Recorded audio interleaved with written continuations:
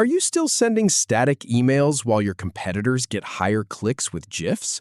Learn to add a GIF to any Klaviyo template in under 2 minutes. We'll start by dragging an image block into your template. Then select and upload your GIF file directly to Klaviyo. Click and drag the image block onto your template. Click Select Image to open the picker. Click Upload Image to switch to the Upload view. Then click Select Image to choose the GIF you just uploaded.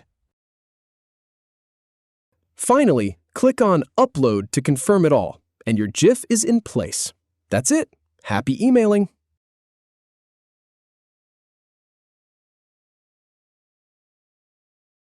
If you have any feedback, or if any info is inaccurate, please leave a comment below.